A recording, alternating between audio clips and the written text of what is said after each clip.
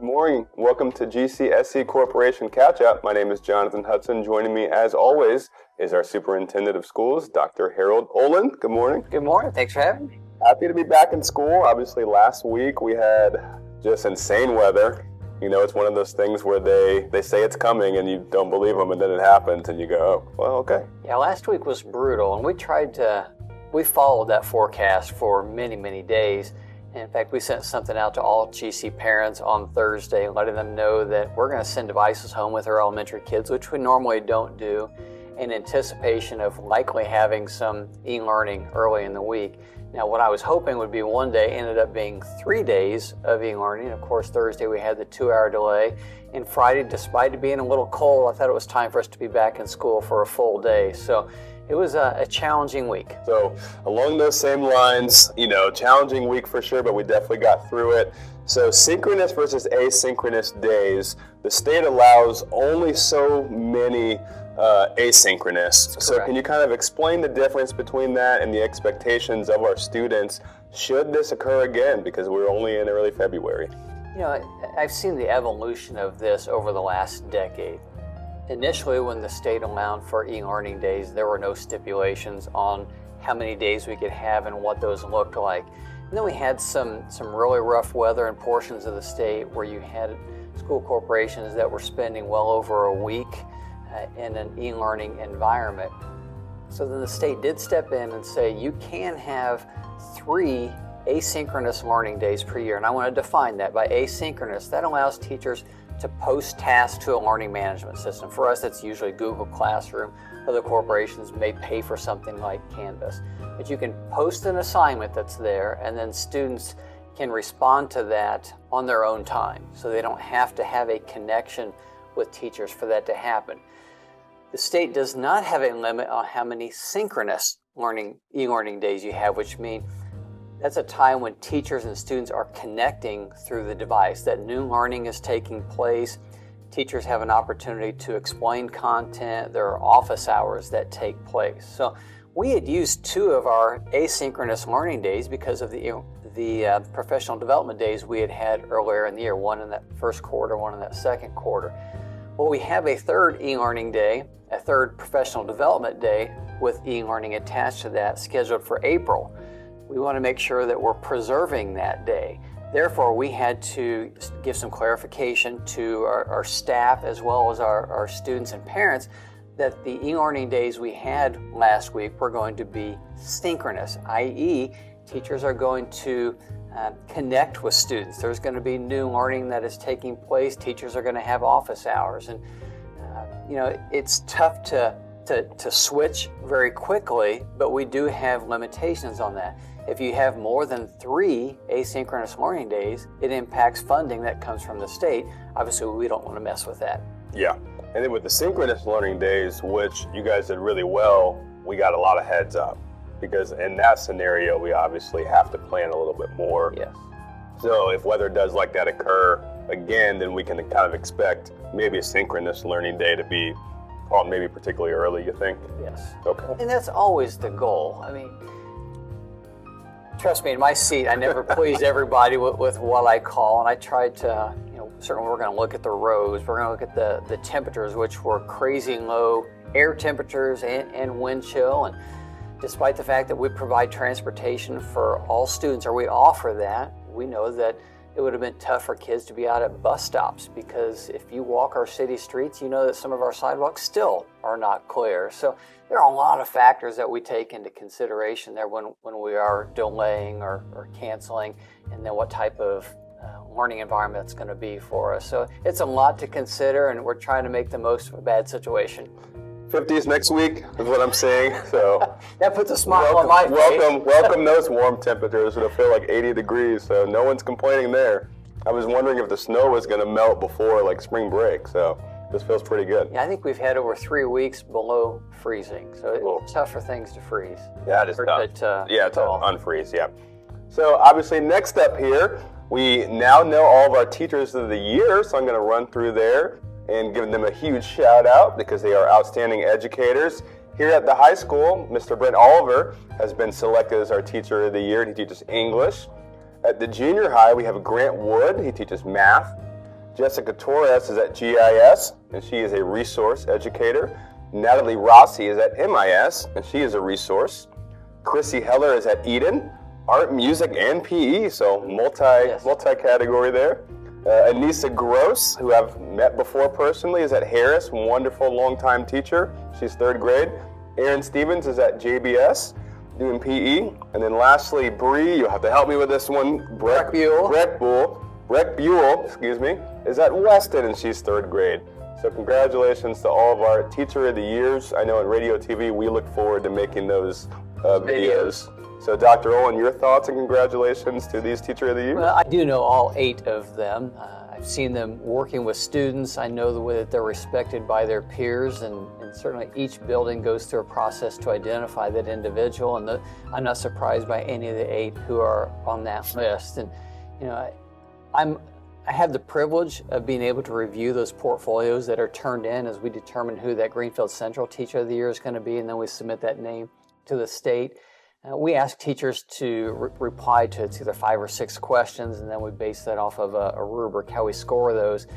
It is just something that reinforces to me the high quality, the high caliber teachers we have in Greenfield Central that our students get to benefit from. So we're just very blessed to have a group of educators like that. Yeah, and obviously the process is way moved up. We even joke and call it Teacher of the Semester, but it does take time to get all the applications in at the state level, so I understand them wanting to push it up. We did have to change that to be in line with what the state's requirement was, and the state changed that process about 3 years ago. Yeah. Okay, so next up, we are really excited to announce, and I know him personally, but Trent Taylor, obviously longtime high school educator, now at Knightstown, but he's on our school board, so congratulations to Trent. What do you think he brings to the school board, and what's it like to have him on there now? Well, certainly Trent brings the perspective of an educator, and as a social studies teacher, I just love the democratic process, representative government, the way that works. And in Greenfield Central, we have 4 districts. Basically, you have the northwest, northeast, southeast, southwest, and then 1 at-large position. When Clark Smith left that position to go be a part of the Hancock County Council, he filled that position effective January 1. They really put the onus on the existing 4 board members to select somebody from District 1. I'll tell you, we had 9 people who expressed interest in that, which is great. That's a district that is probably our least populated district, and in the past we just haven't had that kind of interest. So I know that each of those individuals submitted letters to the board, they reviewed them.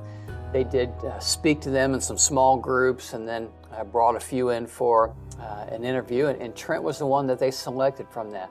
That's a long-winded answer to your question, but I think what our existing board was looking for, they wanted somebody who complemented the other members of the board in terms of what their backgrounds are. We have a private business owner, we have an attorney, we have a doctor, we have a retired educator, That's right. and Mr. Wren. So as they were looking at the applicants and seeing what these people brought to the table in terms of giving a rounded experience for our community in that collective board, I think Trent emerged as somebody who definitely has a passion for education. He's devoted his career of 30 years to that, both as a teacher and a coach.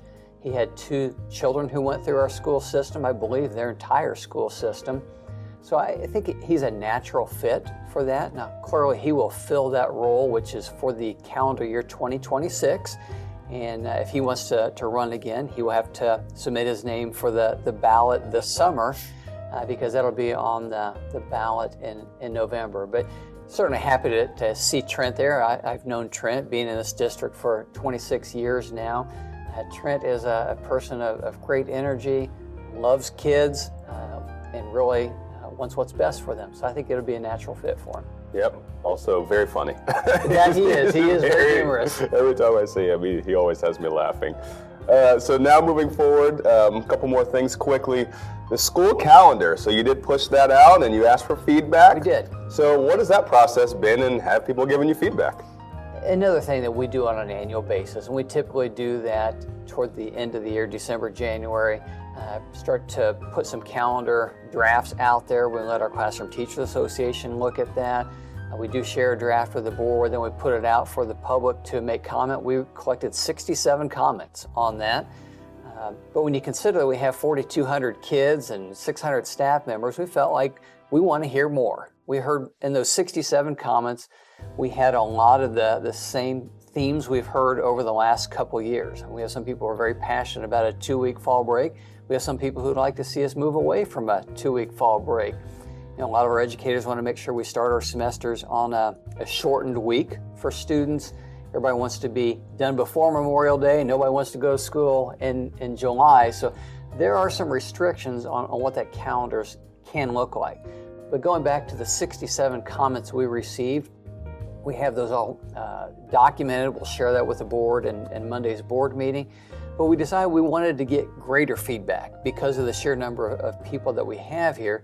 We did push out a 1-question survey about a week ago, and we received 422 comments on that. And I would tell you that those comments were pretty much in line with the 67 written comments that we have. People are passionate about that 2-week fall break, whether they want that or not. So we will put that before the board in a kind of a comprehensive with a cover sheet and some of that data, and we'll talk about it in Monday's board meeting. But I don't want people to feel like I'm pushing my will or any one individual's will on this. I thought it was responsible for us to talk about the idea of putting our calendar more in line with the other 3 Hancock County schools.